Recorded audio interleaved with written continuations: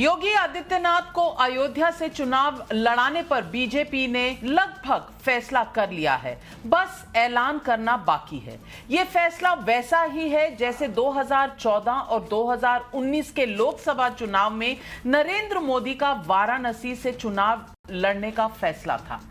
काशी से तब यूपी सधा था, तो इस बार अयोध्या से समूचे यूपी को साधने की तैयारी हो रही है। अयोध्या से योगी को चुनाव में उतारने का यह फैसला 80% हिंदू मतदाताओं पर सीधा असर डाल सकता है। योगी आदित्यनाथ ने यूपी में 80% का साथ होने का दावा भी किया है। बीजेपी का यह फैसला अखिलेश यादव के उस दांव का काट साबित हो सकता है क्या, जो उन्होंने बीजेपी के ओबीसी नेताओं को पार्टी से तोड़कर चली है। इसलिए आज सवाल पब्लिक का है, क्या राम जी करेंगे योगी जी का बेड़ा पार। पहले आज की 3 बड़ी खबरें पहले सुन लें, फिर सवाल पब्लिक के भी पूछेंगे। आज की सबसे बड़ी खबर यह है कि आज पश्चिम बंगाल के न्यू मनगुड़ी में गुवाहाटी एक्सप्रेस पलटी है। 12 डिब्बे पटरी से उतर गए। अभी तक 5 लोगों की मौत कंफर्म हुई है। प्रधानमंत्री नरेंद्र मोदी ने राहत और बचाव कामों में तेजी लाने के लिए मुख्यमंत्री ममता बनर्जी से बात भी की है। दुर्घटना में मारे गए लोगों के परिजनों को 5 लाख मुआवजे का ऐलान किया गया है। और अभी खबर आ रही है कि रेल मंत्री अश्विनी वैष्णव कल बंगाल के दौरे पर जा सकते हैं और दुर्घटना का स्वयं समीक्षा कर सकते हैं। आज की दूसरी बड़ी खबर, प्रधानमंत्री नरेंद्र मोदी ने कोरोना के बढ़ते मामलों पर आज समीक्षा बैठक की। मुख्यमंत्रियों के साथ बैठक में प्रधानमंत्री मोदी ने राज्यों से लोकल कंटेनमेंट पर ज्यादा फोकस करने को कहा। साथ ही उन्होंने हेल्थ वर्कर्स, फ्रंटलाइन वर्कर्स और बुजुर्गों को प्रिकॉशन डोज देने पर जोर दिया। आज की तीसरी बड़ी खबर, यूपी में 3 दिन में 3 मंत्रियों का इस्तीफा हो चुका है। स्वामी प्रसाद मौर्य के करीबी यूपी के आयुष मंत्री धर्म सिंह सैनी ने भी छोड़ी बीजेपी। विधायक मुकेश वर्मा और विनय शाक्य ने भी इस्तीफा दिया। सैनी बोले हर दिन एक मंत्री देंगे इस्तीफा। और लगभग सारे इस्तीफों की जो व्याकरण है, जो उनकी भाषा है, वो लगभग मिलती जुलती लगती है। लगता है कुछ प्लान ऐसा बनाया है अखिलेश यादव ने कि बस अब कट पेस्ट कर कर चिट्ठियां भेजी जा रही हैं।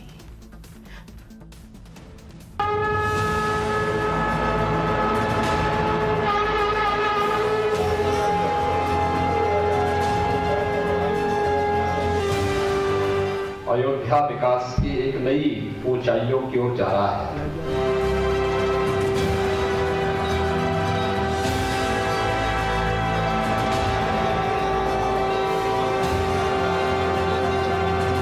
अयोध्या में राम जन्मभूमि हिंदू आस्था का प्रतीक है। देश और दुनिया अयोध्या को राम जन्मभूमि के रूप में देखती है। भाइयों बहनों, जो राम और कृष्ण को ही काल्पनिक कह चुके थे, वे मंदिर क्या बनाते। आस्था का सम्मान भाजपा ने किया, भाजपा सरकार ने किया।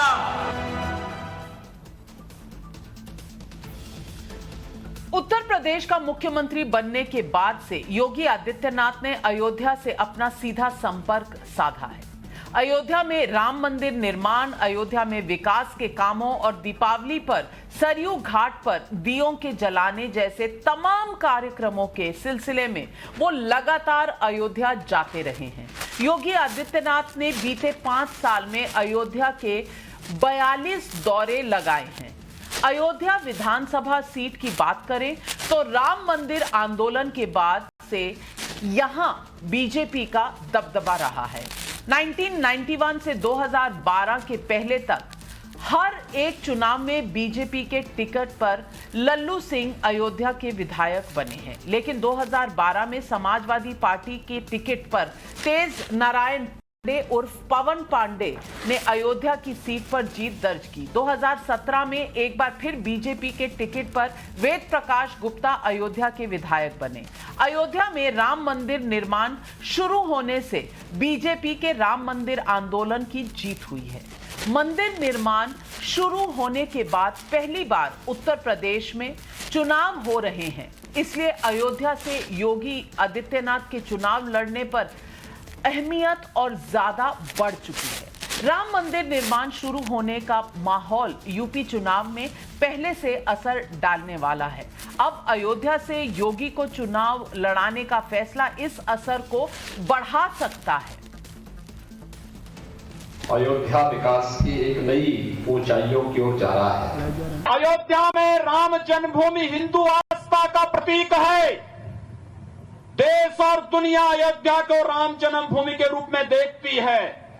यो बहनों, जो राम और कृष्ण को ही काल्पनिक कह चुके थे, वे मंदिर क्या बनाते? आस्था का सम्मान भाजपा ने किया, भाजपा सरकार ने किया। योगी अगर अयोध्या से चुनाव लड़ेंगे तो ये बीजेपी की राजनीति के लिए मास्टर स्ट्रोक साबित हो सकता है। अयोध्या विधानसभा सीट से योगी आदित्यनाथ के चुनाव लड़ने से अयोध्या के अलावा आसपास के जिलों पर सीधा प्रभाव पड़ सकता है। ये जिले हैं सुल्तानपुर, अमेठी, बाराबंकी, बस्ती, अंबेडकर नगर, गोंडा। लेकिन यहां मैं आपको कुछ बातें याद दिलाना चाहती हूं। योगी आदित्यनाथ पहली बार विधानसभा चुनाव लड़ेंगे, साथ ही वो पहली बार गोरखपुर से बाहर चुनाव लड़ेंगे। योगी आदित्यनाथ उत्तर प्रदेश के मुख्यमंत्री बनने से पहले तक गोरखपुर के सांसद रहे हैं। योगी के चुनाव लड़ने में एक और खास बात होगी। 2002 के बाद पहली बार उत्तर प्रदेश का कोई वर्तमान मुख्यमंत्री चुनाव लड़ेगा। 2002 में यूपी का मुख्यमंत्री रहते हुए राजनाथ सिंह ने चुनाव लड़ा था और उसके बाद अब योगी आदित्यनाथ की बारी होगी। इससे पहले और इसके बीच में कभी भी कोई ऐसा मुख्यमंत्री नहीं रहा जिसने चुनाव लड़े हैं। वो हमेशा एमएलसी बनकर आए हैं और उन्होंने राज किया है उत्तर प्रदेश में। 1980 के दशक में जब बीजेपी ने राम मंदिर आंदोलन शुरू किया था, उसी दौर में मंडल कमीशन की सिफारिशों से ओबीसी आरक्षण का दाग चला गया था। 2014 से ओबीसी वोट बैंक यूपी में बीजेपी का विनिंग फॉर्मूला रहा है, लेकिन बीते 3 दिनों में अखिलेश यादव के खेमे में बीजेपी के कई ओबीसी नेता के जाने से एक माहौल जरूर बना है। हालांकि खलबली अखिलेश के खेमे में भी दिख रही है। आज महान दल चीफ केशव देव मौर्य ने बीजेपी से टूटकर आ रहे ओबीसी नेताओं पर नाराजगी जताई।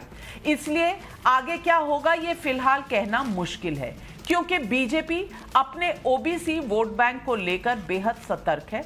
अभी हमने कुछ दिन पहले एक सर्वे किया था तो ओबीसी वोट बैंक का बड़ा वर्ग बीजेपी के पाले में अभी तक दिख रहा है। क्या ये बदलेगा? अखिलेश और बीजेपी के बीच ओबीसी और खासकर गैर यादव ओबीसी वोट बैंक को लेकर लंबा गैप इस वक्त तक दिख रहा है, पर आगे क्या ये कम होगा? लेकिन बीजेपी के पास अखिलेश के मंडल दाव पर कमंडल राजनीति की सुविधा भी है। अयोध्या से योगी के चुनाव लड़ने में यही राजनीति हो सकती है। इस राजनीति से बीजेपी 80% वोट बैंक तक पहुंचने का दावा करती है और ये 80 और 20 का फॉर्मूला अभी योगी आदित्यनाथ कुछ दिन पहले ही लोगों को बता चुके हैं। आइए सुनते हैं। मैं विश्वास के साथ कह सकता हूं, जो गलतफहमी के शिकार हैं और अंकगणितीय आंकड़ों को प्रदेश में थोपने का प्रयास कर रहे हैं, मुझे लगता है किसी गलतफहमी के शिकार होंगे। ये चुनाव 80 बनाम 20 का होगा। 80% समर्थन एक तरफ होगा, 20% दूसरी तरफ होगा और मुझे लगता है 80% सकारात्मक ऊर्जा के साथ आगे बढ़ेंगे। 20% हमेशा विरोध किए हैं, विरोध करेंगे, लेकिन सत्ता बीजेपी की आएगी। बीजेपी फिर सबका साथ, सबके विकास के अभियान को आगे बढ़ाने का कार्य करेगी। हमारे जो गठबंधन के लोग हैं, आज 80% वोट समाजवादी पार्टी और गठबंधन जितने सहयोगी दल उनके साथ है और 20% जनता भारतीय जनता पार्टी से नाराज है। अगर 80% समाजवादी पार्टी और सहयोगी दलों के साथ जनता है और 20% अगर जनता खिलाफ है, तो भारतीय जनता पार्टी का साफ होना उत्तर प्रदेश से निश्चित है। तो आज सवाल पब्लिक का है, नंबर 1, यूपी का युद्ध अयोध्या से लड़ा जाएगा क्या? मतलब ये कि योगी के अयोध्या से चुनाव लड़ने से क्या अवध और सेंट्रल यूपी से लेकर पूर्वांचल तक की सीटों पर सीधा असर पड़ेगा क्या? सबसे बड़ा दूसरा सवाल, अखिलेश के मंडल कार्ड पर क्या भारी अयोध्या का कमंडल पड़ेगा? मतलब ये कि क्या ओबीसी वोटों को साधने के लिए अखिलेश की लड़ाई बेअसर साबित होगी और क्या जय श्री राम का नारा ज्यादा पावरफुल होगा? और तीसरा सवाल पब्लिक का जो है वो है, अयोध्या से योगी तो 80% पर निशाना कर रहे हैं, मतलब ये कि क्या हिंदुत्व की बीजेपी की राजनीति फिर से धार मिलेगी? और चौथा सवाल इस वक्त जो बड़ा सवाल है कि क्या राम जी करेंगे योगी का बेड़ा पार? मतलब ये क्या अयोध्या में राम मंदिर निर्माण शुरू होने का फायदा बीजेपी उठाना चाहेगी? यही है आज के सवाल। और आइए मैं आपको आज अपने मेहमानों से मिलवाती हूं। हमारे साथ आज जुड़ रहे हैं डॉक्टर आशुतोष वर्मा, प्रवक्ता हैं समाजवादी पार्टी के, अजय वर्मा नेता हैं कांग्रेस के, शेखर अय्यर हैं वरिष्ठ पत्रकार, और डॉक्टर तस्लीम रहमानी हमारे साथ जुड़ रहे हैं, प्रेसिडेंट हैं मुस्लिम पर्सनल काउंसिल ऑफ इंडिया के। लेकिन मेरा पहला सवाल जाता है डॉक्टर सुधांशु त्रिवेदी, राज्यसभा के मेंबर ऑफ पार्लियामेंट हैं और बीजेपी के प्रवक्ता हैं, और मैं पूछना चाहती हूं, अंत में जय श्री राम, राम का ही सहारा है क्या बीजेपी के लिए? क्योंकि पिछले कुछ दिनों से अखिलेश ने आपके सपने तोड़े हैं और नींदें खराब कर दी हैं सुधांशु त्रिवेदी जी, तो अब बस राम का आसरा बाकी रह गया। देखिए, अंत में राम नहीं, तन प्रभु राम का, मन प्रभु राम का, तो हर क्षण बोलिए जय श्री राम। और ये आज से नहीं शुरू हुआ है। राष्ट्रपिता महात्मा गांधी के समाधि पे हे राम लिखा है तो राजनीति के लिए नहीं लिखा है। जिन लोगों की सोच ये है कि वो इसको राजनीति से जुड़ा हुआ सोचते हैं, योगी जी की सरकार आई और जब दीपोत्सव शुरू हुआ अयोध्या में, तो उसको चीफ गेस्ट बनकर कौन आया? आई साउथ कोरिया की फर्स्ट लेडी, जो ऑफिशियली नास्तिक कंट्री है, क्योंकि वो मानती है उनकी वंश परंपरा भगवान राम से है। दुनिया में एक ही देश है, थाईलैंड, जहां का राजा टाइटल होल्ड करता है किंग रामा द 10th, वो हिंदू देश नहीं है। एक ही देश है जहां पर डे नेशनल ब्रॉडकास्टर पे रामायण आती, वो इंडोनेशिया, सबसे बड़ा मुस्लिम देश। तो जो राम को राजनीति से जोड़ना चाहें, यह उनकी क्षुद्र बुद्धि का प्रतीक है। हमारे लिए तो सदा सर्वदा से, हम बाहर से नहीं, दिखाने के लिए नहीं, अंतर तन राम के साथ हैं। और यह भी बात मान लीजिए, श्री राम जन्मभूमि का जो प्रमुख विकास हुआ है आंदोलन का, वो भारत की चेतना के विकास के साथ हुआ है। जो भारत आगे बढ़ा, तो राम जन्मभूमि का आंदोलन आगे बढ़ा है। और जो मंडल और कमंडल की बात की जाती है, मैं फैक्ट सामने रख देना चाहता हूं। शेखर अय्यर जी पुराने वरिष्ठ पत्रकार है, उन्हें याद होगा, श्री राम जन्मभूमि के लिए कि आंदोलन के लिए पहली जो रैली हुई थी, वो हुई थी जुलाई 1984 में, इंदिरा जी के जमाने में, इंदिरा जी की डेथ से पहले, लखनऊ के बेगम हजरत महल पार्क में। फिर हुई अप्रैल 1987 में अयोध्या में, उसमें तो बालक के रूप में मैं भी गया था। 1989 नवंबर में प्रतीकात्मक शिलान्यास हुआ, तब तक तो मंडल का नाम ही निशान नहीं था। वो तो मंदिर की काट के लिए मंडल निकाला गया। अब आता हूं आज की राजनीति पे। अखिलेश जी ने जो भी प्रयास किया है, लेकिन मैं ये कह रहा हूं, हमारे यहाँ 325 लोग, अब 325 के 325 को तो टिकट नहीं मिलने वाला, ये तो आपको पता है। जो लोग मंत्री पद से त्यागपत्र दे रहे हैं, नाविका जी, ये मंत्री पद बचा है क्या? चुनाव आचार संहिता लगने के बाद मंत्री की पावर खत्म, मंत्री की सुविधाएं खत्म, मंत्री के स्टाफ को आप नहीं यूज कर सकते, मंत्री वाली गाड़ी नहीं यूज कर सकते, सिर्फ मंत्री के बंगले में रह सकते हैं। तो भैया, जब मंत्री व्यवहारिक रूप से आप नहीं रह गए, सिर्फ तकनीकी दृष्टि रह गए, तब मंत्री पद से त्यागपत्र याद आया। और वो भी चुनाव समिति की बैठक के बाद, यानी जब संकेत भी लग गया कि अब नहीं होने वाला है। कोई बात नहीं, आज पश्चिम की सीटें अखिलेश जी ने घोषित की हैं। आप देखिएगा, अभी पूरब में ही दारा सिंह चौहान आए हैं, पूरब में ही स्वामी प्रसाद मौर्य आए हैं, पूर्वांचल में ही ओम प्रकाश राजभर आए हैं। आने दीजिए, अखिलेश जी ने कहा था ना, मेला हो बे। देखिएगा, जो जो चरण आगे बढ़ेंगे और जो नेताओं के चरण पड़ेंगे, इतना चौपट चरण होगा कि देखते समझ में आ जाएगा कि मेला हो गए कि मेला में ठेला हो गए। कितना ठेलम ठेला हो गए ये अभी आगे आने वाले दिनों में समझ में आ जाएगा। ये अच्छी बात है कि अखिलेश ने कम से कम हिंदी हार्टलैंड में लोगों को बांग्ला बोलना तो सिखा दिया। मेला होबे, खेला होबे, ठेला होबे। लेकिन सवाल ये है आशुतोष वर्मा जी, और मैं आपसे पूछना चाह रही हूं, क्या सच्चाई ये है कि ठेला होबे, अब ये ठेला होबे समाजवादी पार्टी के कैंप में जब आपको सबको एडजस्ट करना पड़ेगा, सबको पूर्वांचल के एरिया में एडजस्ट करना पड़ेगा, 2-2, 3-3, 4-4% का वोट बेस है और सीटें देनी पड़ेंगी 5-5, 6-6, क्योंकि सिर्फ ये लीडर नहीं आ रहे हैं। कल तो मुझे भी न्योता दे दिया था स्वामी प्रसाद मौर्य ने कि अगर मैं चाहती हूं तो मैं भी लड़ सकती हूं और वो मुझे जितवा देंगे पूर्वांचल से। तो पता नहीं किस किस को न्योता दे रहे हैं वो वहां से लड़वाने के लिए, और आप उनको सबको टिकट देते फिरेंगे। परिवार भी होगा, भाई भी होगा, भतीजा भी होगा, बेटा भी होगा, दामाद भी होगा, बेटी भी होगी, तो हर किसी के पूरे परिवार को कैसे एडजस्ट करेंगे आशुतोष वर्मा जी? हाँ नविका जी, धन्यवाद। वो मंत्री के बंगले से भी याद आया, अभी 2 मिनट पहले खबर आई कि मुकुट बिहारी वर्मा जी ने अपना बंगला खाली कर दिया। पता नहीं क्यों खाली कर दिया, सुधांशु जी बताएंगे।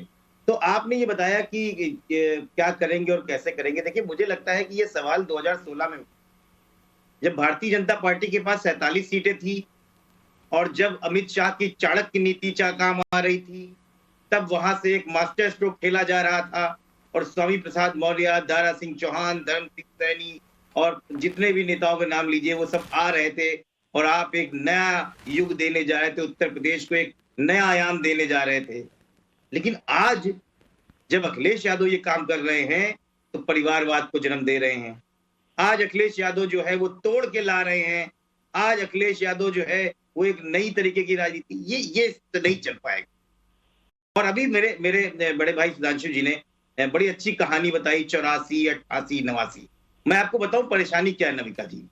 भारतीय जनता पार्टी इस बात को मानने को तैयार नहीं है कि भारतीय जनता पार्टी की जमीन ही नहीं सब कुछ खिसक गया है।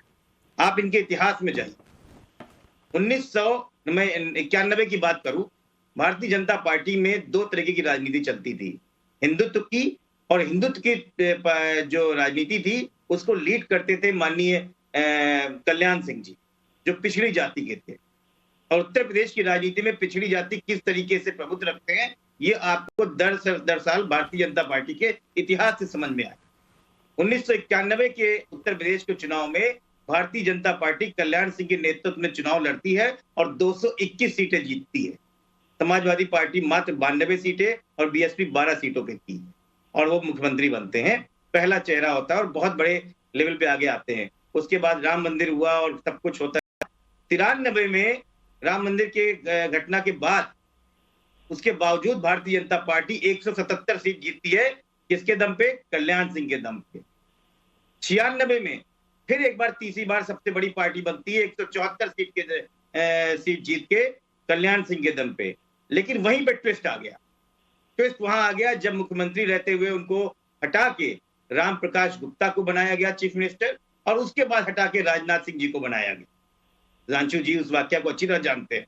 और उसके बाद फिर मजेदार बात देखिए कि उसके बाद जब चुनाव लड़ा गया राजनाथ जी के उसके अंदर, तो 2002 में भारतीय जनता पार्टी पाती है 88 सीटें। मतलब बेसिकली आपकी बात का सार ये है कि तब ओबीसी नेता थे और ओबीसी चीफ मिनिस्टर थे और आपकी पकड़ थी उत्तर प्रदेश में, वही चाणक्य नीति थी। सुधांशु जी जवाब दीजिए। मंडल पर कमंडल जब आ जाता है तो आशुतोष जी का कहना है इसका मतलब आपकी जमीन खिसक गई है और आपने अल्टीमेटली जय श्री राम का सहारा लिया। आप मेरी बात पूरी नहीं होने दे रही है, ये गलत बात है। सर आप बहुत लंबी बात बता रहे हैं। अब आप 1980 से शुरू करेंगे, 1980 से शुरू करेंगे तो 2022 तक मेरा पूरा शो खत्म हो जाएगा। नहीं हकीकत 2007 में 51 सीटें और 2012 में 47 सीटें भारतीय जनता पार्टी के इतिहास की सबसे कम सीटें आई। उसके बाद अमित शाह जी जब आते हैं और केशव देव मौर्य, जिनको कोई जानता भी नहीं था उस समय, उस समय उन्होंने उठा के भारतीय जनता पार्टी को अध्यक्ष बनाया और ये मैसेज दिया कि भारतीय जनता पार्टी पिछड़ों की राजनीति फिर से करने जा रही है और पिछड़ों को आगे लेके चुनाव लड़ेगी। नतीजा, उत्तर प्रदेश ने आशीर्वाद दिया और 312 सीटें आई। लेकिन हुआ क्या, एक बार फिर पिछड़े वहां पर जो है चले गए।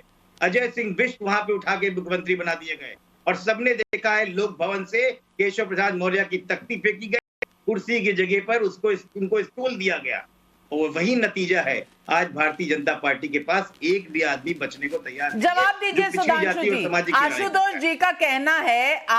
जी का कहना है कि जब पिछड़ों को अखिलेश बाबा लाते हैं अंदर, तो वो आप कह रहे हैं कि फूके हुए कारतूस हैं, टिकट नहीं मिलना था। लेकिन जब आप करते हैं तो वो चाणक्य नीति होती है। जवाब दीजिए। प्रहार किया है आप, इनकी बात और फोर्स भी किया आपको अपना हिंदू कार्ड निकालने के लिए।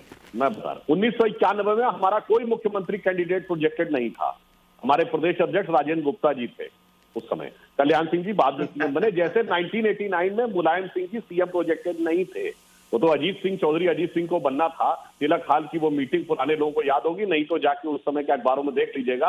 अजीत सिंह जी को दरकिनार करके वो बनाए गए, क्योंकि उस समय वीपी सिंह को लगता था कि चौधरी चरण सिंह की लीगेसी है तो अजीत सिंह ज्यादा बड़े नेता होंगे, वो कंट्रोल कर पाए। अब मैं बताऊं, और 2007 में कल्याण सिंह जी प्रोजेक्टेड थे, उस समय नहीं हम जीत पाए, मगर इन्होंने बड़ी अच्छी बात कह दी आशुतोष जी। अरे भाई, हमारे जितने हिंदुत्व के प्रतीक चेहरे हुए, कल्याण सिंह जी, विनय कटियार, उमा भारती, साक्षी महाराज, साध्वी रीतम्बरा, हम ये सब बातों के नाम जाति नहीं बोलना चाहते, सबके सब ओबीसी थे। बड़ी मजेदार बात है। और आप लोग उनके खिलाफ खड़े थे। हमने जितने ओबीसी लोगों को, भिन्न भिन्न वर्गों को प्रतिनिधित्व दिया है, भारत के इतिहास में नहीं मिला है। आज सबसे ज्यादा ओबीसी हैं तो मंत्री मोदी जी की सरकार में, और हमने सीएम और डिप्टी सीएम जितने बनाए अपने अपने टर्न पे हमने मध्य प्रदेश में उमा भारती जी, शिवराज सिंह चौहान, बाबूलाल गौर। आइए बिहार में सुशील मोदी जी, आज के समय में तारकेश्वर जी और रेणुका देवी, अलग अलग समुदाय के। मैं चुनौती से आपसे कहता हूं, पिछड़ों के नाम पे राजनीति करने वालों ने अपनी जाति तो छोड़िए, अपनी जाति में किसी को मौका नहीं दिया, परिवार को। इससे समझ में आता है कि ईमानदारी के साथ सभी समुदायों को साथ में लेके चलने का सामर्थ्य किसमें है। अथवा बचपन में जिन मुलायम सिंह जी को धरती पुत्र समझते थे, वो हुए वर्ग के नेता, फिर जाति के नेता, और आखिर तो वापस सारी बात इसी मुद्दे पर आती है। और मैं रहमानी जी आपसे पूछना चाहती हूं, अयोध्या से लड़ेंगे योगी जी, सारे जो ओबीसी वाले लीडर हैं वो ले जाएंगे अखिलेश जी, तो क्या होगा? तो इसमें MY सपोर्ट का क्या हुआ? M को कोई पूछ नहीं रहा, यादव वो खुद हैं, ओबीसी बाकी ले गए, तो M का क्या होगा? नहीं, आपने बिल्कुल सही कहा कि 20% सबसे बड़ा वर्ग मुसलमान हैं उत्तर प्रदेश में, इसमें कोई दो राय नहीं। 19.5 कह लीजिए, चाहे आप मेरे 20 पे एतराज करें तो।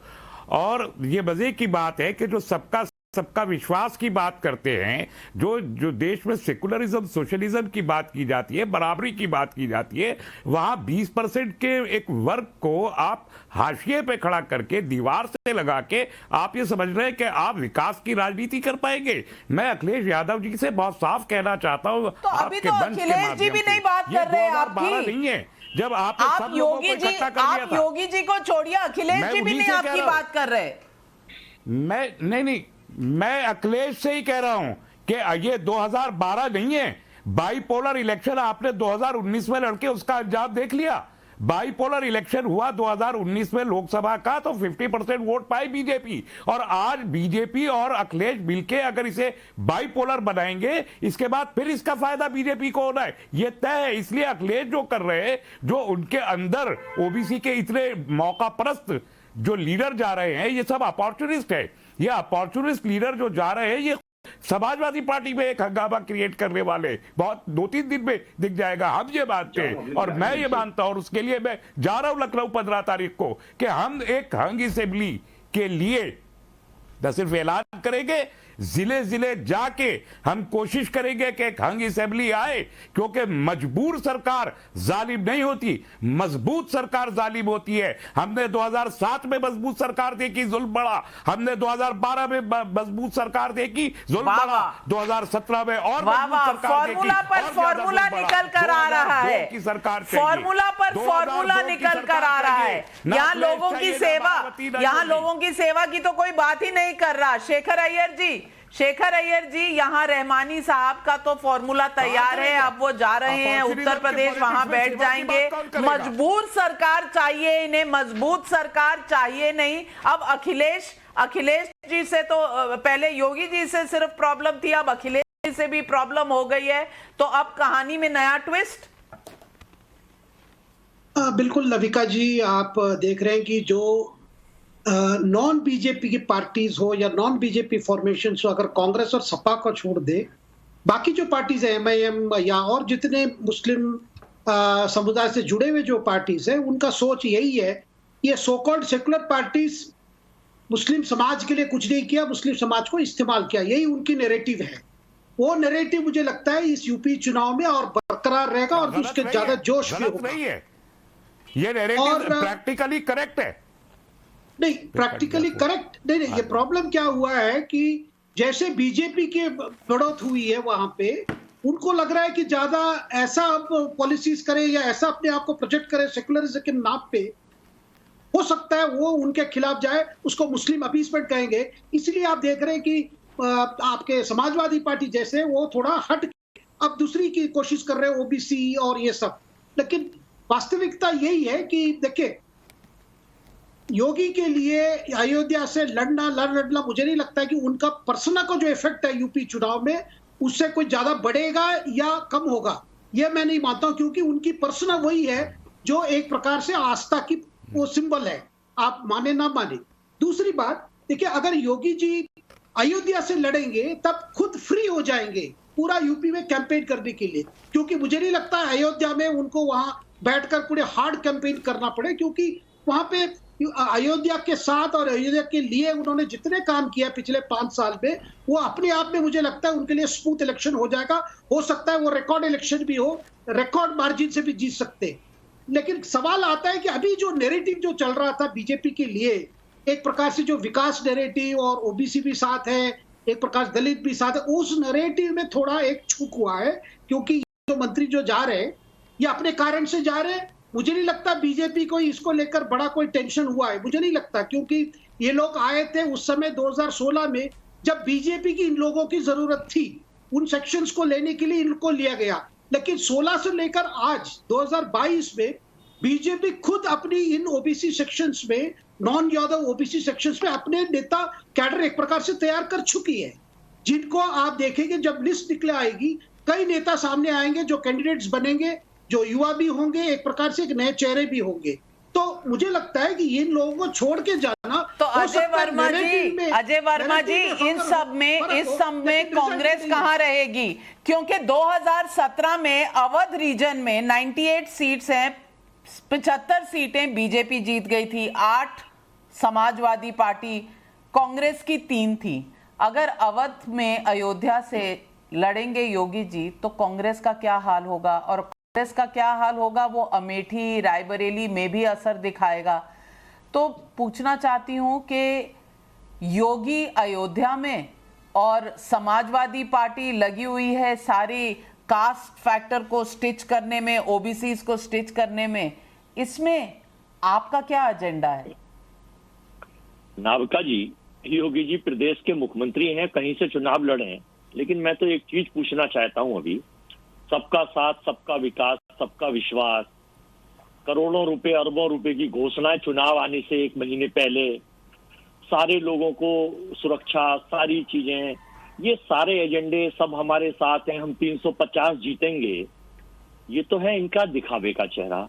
ये जो हालात चल रहे हैं, अभी तो 3 मंत्री गए हैं, मेरे पास सूचना ये है कि कम से कम 1 दर्जन मंत्री और 30 से ज्यादा विधायक कल परसों में ये लोग चले जाएंगे। जब इनको पूरी विश्वास था कि हमने पूरे देश, कांग्रेस से कितने जा रहे हैं अजय वर्मा जी? कांग्रेस से कितने जा रहे हैं? इमरान मसूद बताकर गए थे क्या? वो तो आपको पता नहीं चला, बीजेपी की आप ज्यादा खबर रख रहे हैं। बहुत पहले से चल रहा था।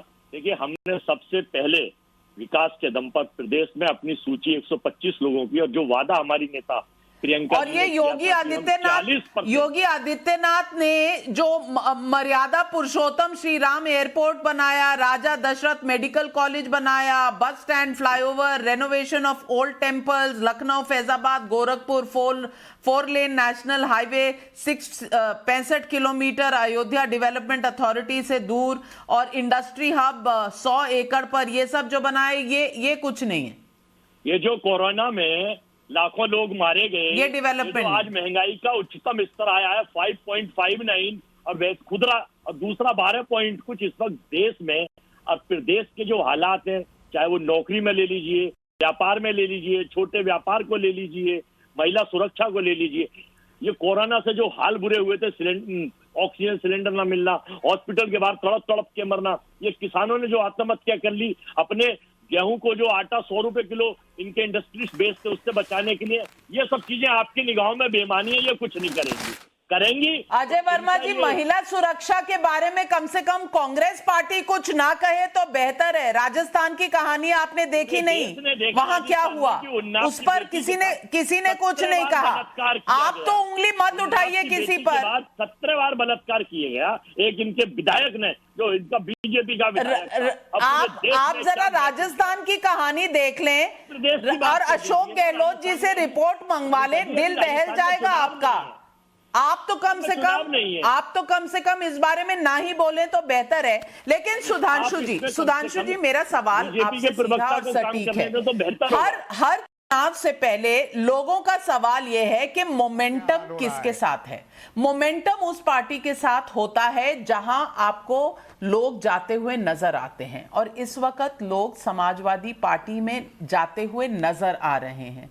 जैसे कहा जा रहा है कि रोज एक रेजिग्नेशन, रोज एक इस्तीफा, सबका खाका एक साथ बनाए, कट कॉपी पेस्ट, नाम बदल रहे हैं और चिट्ठियां धड़ाधड़ आ रही हैं। मैं पूछना चाहती हूं सुधांशु जी, अगर योगी आदित्यनाथ अयोध्या से लड़ रहे हैं तो ये एक डिफेंसिव मूव लग रहा है बीजेपी का। आप इलेक्शन जो है एक परसेप्शन का वॉर भी होता है, परसेप्शन में कहीं बीजेपी कमजोर तो नहीं पड़ रही? देखिए, योगी आदित्यनाथ जी अपने परंपरागत क्षेत्र से बाहर निकल के चुनाव लड़ रहे हैं, तो इसमें डिफेंसिव कहां से बात आ गई? अभी कांग्रेस के अजय वर्मा जी बोल रहे थे कि 30 से अधिक विधायक।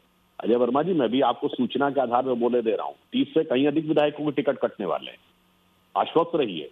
इसलिए मैंने तो आपसे कह दिया ना, चुनाव की सुधांशु जी टिकट तो 70 से ज्यादा कट रहे हैं। अरे भाई उसी, अब देखिए अपने अपने टंग पे बोलिए। और इसीलिए मैं कह रहा हूँ डिफेंसिव रेफेंसिव की बात तो नागरिक इनसे पूछ लीजिएगा कि लड़की हूँ, लड़ सकती हूँ कहने वाली प्रियंका जी चुनाव लड़ सकती हैं क्या?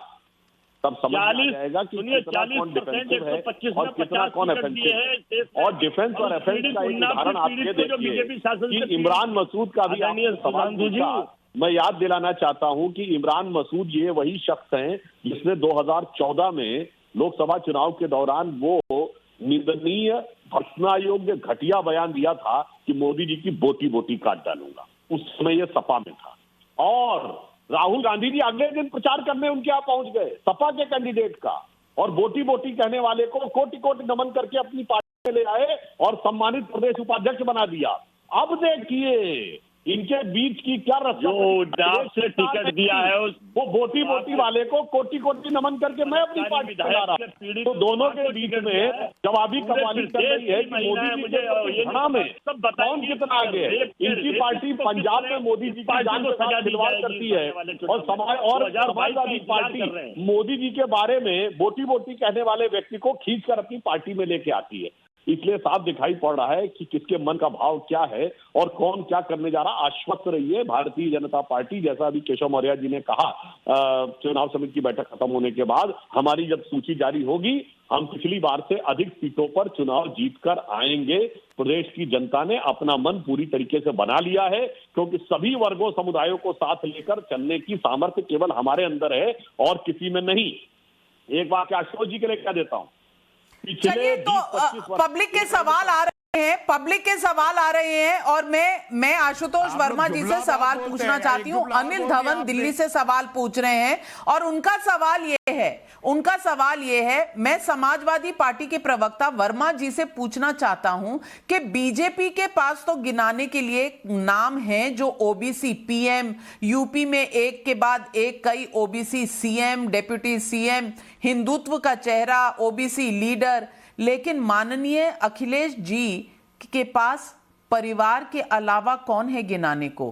क्या कोई दूसरा ओबीसी बन सकता है मुख्यमंत्री या deputy chief minister Uttar Pradesh का? यह सवाल है और मैं आपको 45 सेकंड देती हूं पब्लिक के सवाल का जवाब देने के लिए। नहीं नविका जी, बहुत अच्छा सवाल है। मुझे लगता है कि सवालों के बारे में अगर भारतीय जनता पार्टी या जो भी पूछना चाहते हैं वो समाजवादी पार्टी के पास आ जाए। हमारे पास ओबीसी लीडरों की कमी नहीं है। माननीय मुलायम सिंह यादव ने पार्टी पिछड़ों पे बनाई थी, लेकिन जो आज सवाल चल रहा है योगी जी यूटर्न क्यों लेके भागे मथुरा से, ये भी तो समझना चाहिए। ये जो आपने वर्ड यूज किया है डिफेंसिव, ये वाकई है कि योगी आदित्यनाथ जी को ये पता है कि जिस तरीके से हम लोग यहाँ से भाग रहे हैं कि कहीं ना ऐसा ना हो कि मुख्यमंत्री रहते हुए उनको अपनी सीट हारनी पड़े। मथुरा का जरा आप रिकॉर्ड देख लीजिए, 2017 के पहले मथुरा के हालात क्या थे। भारतीय जनता पार्टी कहीं जीतती नहीं थी। 2002 हारी, 2007 हारी, 2012 हारी, उसके पहले जीतती थी। मतलब ये हालत थी कि 2012 में आरएलडी और एआईटीएमसी और बीएसपी जीती वहां से। और जाट लैंड है पूरी। इस देश का सबसे बड़ा जो आंदोलन किसान आंदोलन था, उसमें सबसे ज्यादा जाट वहां से आंदोलित थे। वो जानते हैं कि योगी आदित्यनाथ अगर लड़ेंगे तो सब मिलकर उनको हराने के लिए खड़े हुए। ये वजह है यू टर्न लेने की। जो घबराहट चल रही है इसलिए चले गए हैं राम प्रभु के पास, और कोई वजह थोड़ी है। ये तो कहानी, अच्छा ये ठीक भी है। चलिए आपके 45 सेकंड खत्म हुए, आपके 45 सेकंड खत्म हुए। सुधांशु त्रिवेदी जी इस बात का जवाब देंगे, फिर एक सवाल सुधांशु त्रिवेदी जी के लिए भी है, पर पहले आप जवाब दीजिए आशुतोष जी। संक्षेप में जवाब दे देता हूं। देखिए, ये इनके मुंह से निकल गया सबसे बड़ा किसान आंदोलन। अब ये बताइए, चौधरी महेंद्र सिंह टिकैत का आंदोलन बड़ा था या ये? उससे पहले चौधरी चरण सिंह जी का आंदोलन बड़ा था या ये? और उससे पहले सरदार वल्लभ भाई पटेल का आंदोलन बड़ा था ये? महात्मा गांधी का चंपारण सत्याग्रह बड़ा था ये? भगत सिंह के बड़े भाई चौधरी अजीत सिंह का वो आंदोलन जो पगड़ी समाज जट्टा वाला, वो बड़ा था ये? अब सुनिए, अब आ जाते हैं। और जहां तक आपने बात कही कि अगर भगवान के दर्शन करने की बात है तो अखिलेश जी तो इतने घबराए हुए नजर आ रहे हैं कि सपने में भगवान नजर आ रहे हैं। सपने में भगवान नजर आ गए। और वो भगवान कृष्ण जिन्होंने कर्म का सिद्धांत दिया था, जिन्होंने कहा कि भाई युधिष्ठिर को अश्वत्थामा हतो नरो व कुंजरो कहने के लिए नर्क के रास्ते जाना पड़ा था, भगवान कृष्ण ने कहा मैं भी गांधारी के श्राप से नहीं बच पाया था। तो भाई अखिलेश जी, आप जवाब दीजिए। सुधांशु जी जवाब दीजिए। कार सेवकों की हत्या के जवाब दीजिए, क्यों भागे? सुधांशु जी समय समाप्त हुआ आपका। एक और सवाल है समाजवादी पार्टी से, शिशिर का सवाल भोपाल से है। आशुतोष वर्मा जी कहते हैं कि केशव मौर्य को बैठने के लिए कुर्सी नहीं स्टूल दिया गया। समाजवादी पार्टी में क्या स्वामी प्रसाद मौर्य को सीएम बनाया जाएगा? अगर हिम्मत है तो ऐलान करें अभी आपको आपके शो पर। सीएम छोड़े या कहें कि डेप्यूटी सीएम ही बना देंगे? तो आश्वासन दीजिए, पब्लिक आपसे पूछ रही है। शिशिर भोपाल से पूछ रहे हैं कि इतनी इज्जत अगर आप देना चाहते हैं तो या तो सीएम डिक्लेयर कर दीजिए या डेप्यूटी सीएम तो कम से कम डिक्लेयर कर दीजिए। लोग कह रहे हैं आपसे 45 सेकंड में जवाब दीजिए। ये सवाल तो उनसे पूछना चाहिए जो पिछड़ों के नाम पे सरकार बनाते हैं और उसकी तख्ती लोग बॉल से उठा के फेंक के अजय सिंह बिष्ट को बैठा देते हैं।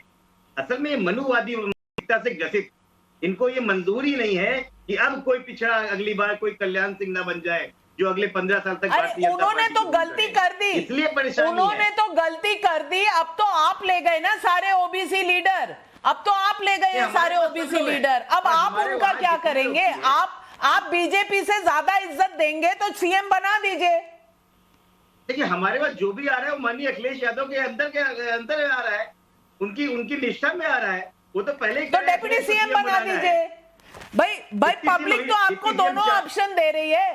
डिप्टी सीएम 4 के हम 14 बना देंगे। डिप्टी सीएम कौन सी संवैधानिक जगह है जो इन्होंने दी है? भाई तेलंगाना में 5 बनाए गए, हम भी बना चलिए, तो डेप्यूटी सीएम बंट रहे हैं, डेप्यूटी सीएम बंट रहे हैं सुधांशु त्रिवेदी जी, डेप्यूटी सीएम बंट रहे हैं।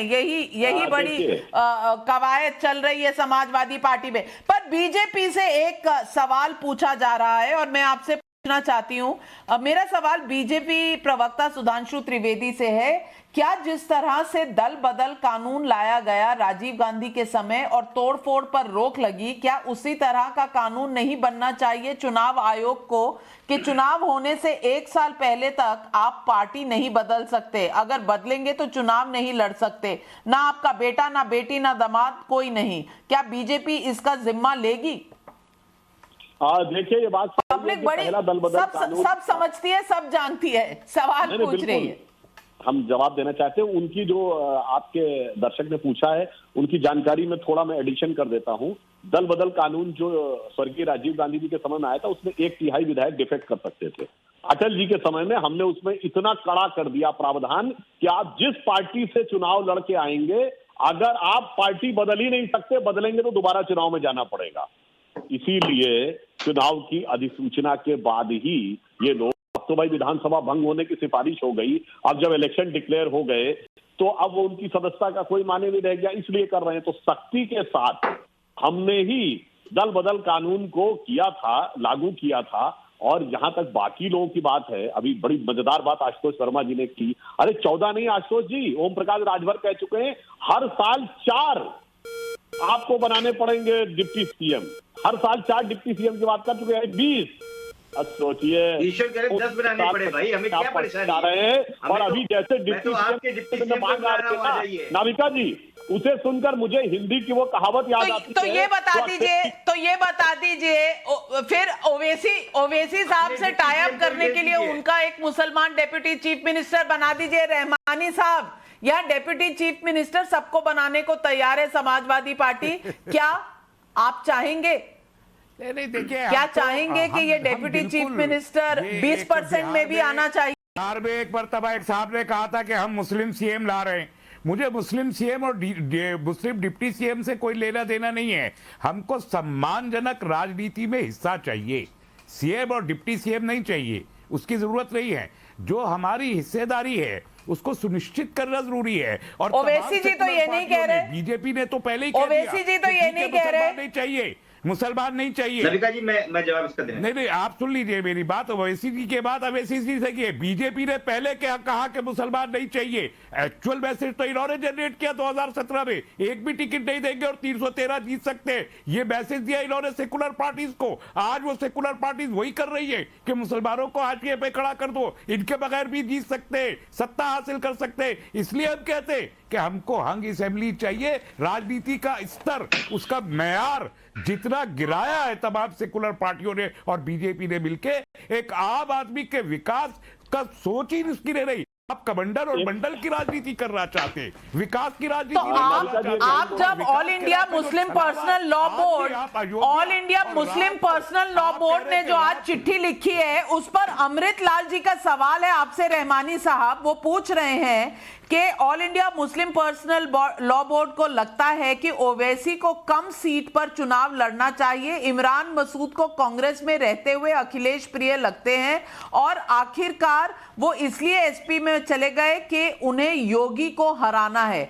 तो क्या यूपी में चुनाव योगी वर्सेस ऑल है कि सब योगी को हराना चाहते हैं और सब इसी बात पर इकट्ठे हो रहे हैं? रहमानी साहब, आपके लिए सवाल है। नाविका जी, पहली चीज तो ये कि पर्सनल लॉ बोर्ड ने कोई खत ना लिखा है, ना लिखता है, ना उसको लिखने का जुरिस्डिक्शन है। जो जिस लेटर की बात ये कर रहे हैं, जहां तक मेरा अंदाजा है, वो एक बोर्ड के एक मेंबर हैं जो इन्होंने अपनी इंडिपेंडेंट कैपेसिटी में मौलाना खलीलुर रहमान सज्जाद दोमानी ने मशवरतन एक खत अवैसी साहब को लिखा है। लेकिन मैं इसको वो उनका मामला है, ये योगी वर्सेस ऑल नहीं है। ये जो 80% और 20% की बात किसने की है? ये तो योगी जी ने कहा है।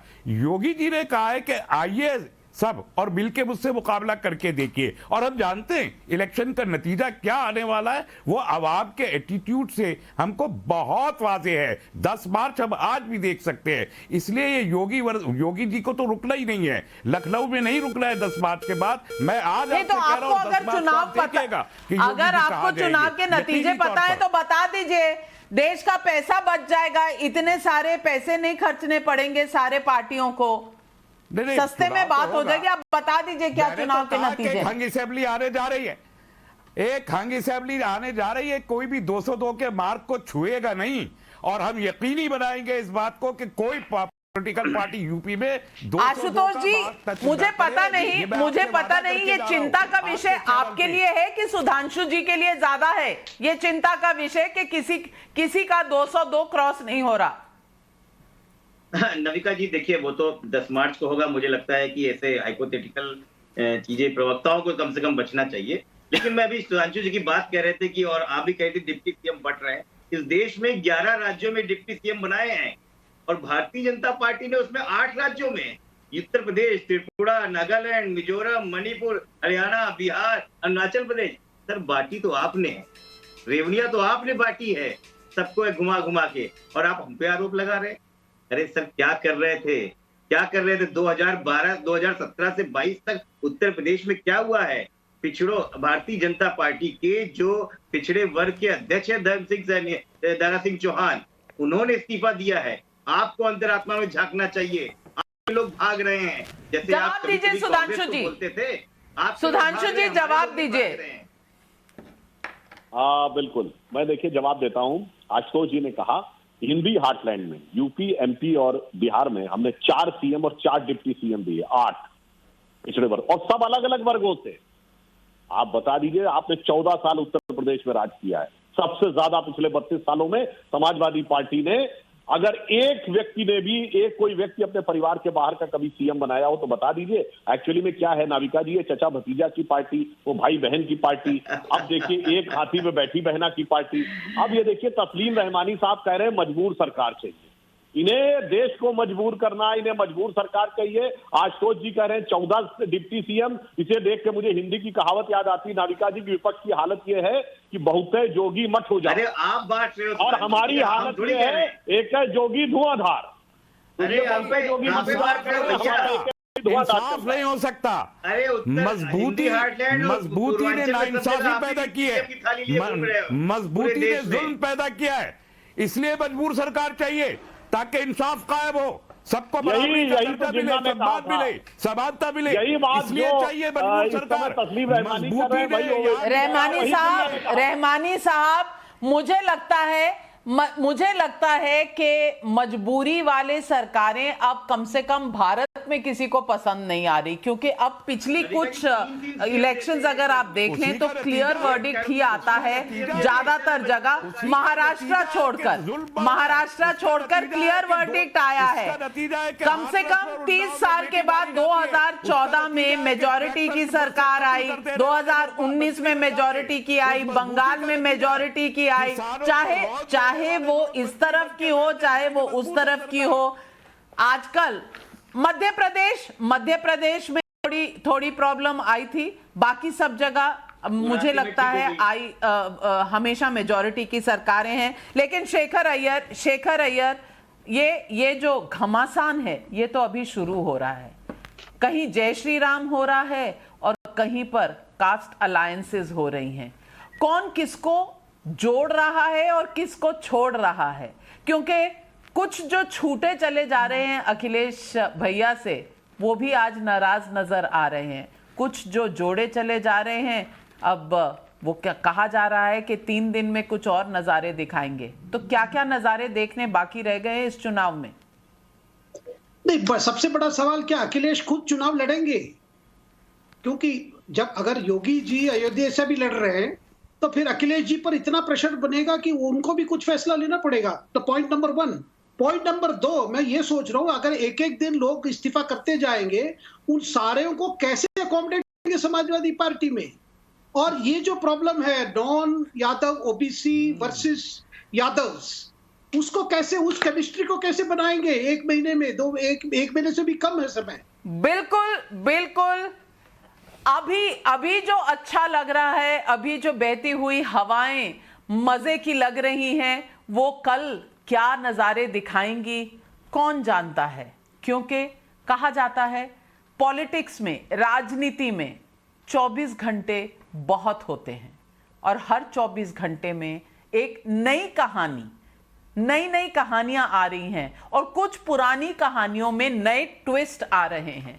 तो हमारी नजर बनी रहेगी इन कहानियों पर, इन बदलती दिशाओं पर और दशाओं पर। लेकिन इस वक्त अयोध्या का कार्ड अगर खेला जाता है तो योगी आदित्यनाथ अपनी 80% वाली राजनीति पर बेटूक निकल चुके हैं। उधर अखिलेश क्या करेंगे, कितने और ले जाएंगे और उनके समझौते अपने रहने वाले नेताओं से कैसे करवाएंगे, अब ये नई चुनौती होगी उनके लिए। बस आज सवाल पब्लिक का शो पर आप सबका जुड़ने के लिए बहुत बहुत धन्यवाद। लेती हूं एक छोटा सा ब्रेक के बाद एक बड़ी खबर आ रही है पंजाब से।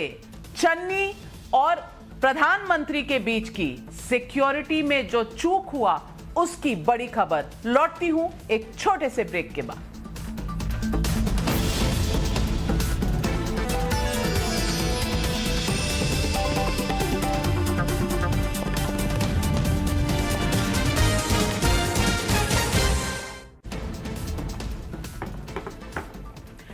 एक दूसरी बड़ी खबर आपको बताना चाहती हूं। पंजाब के मुख्यमंत्री चरणजीत सिंह चन्नी ने पीएम से माफी मांग ली है। चन्नी ने कहा है कि पीएम के दौरे के दौरान जो हुआ उसका मुझे खेद है। आप हमारे आदरणीय हैं, आपके लिए इतना शेयर करना चाहता हूं।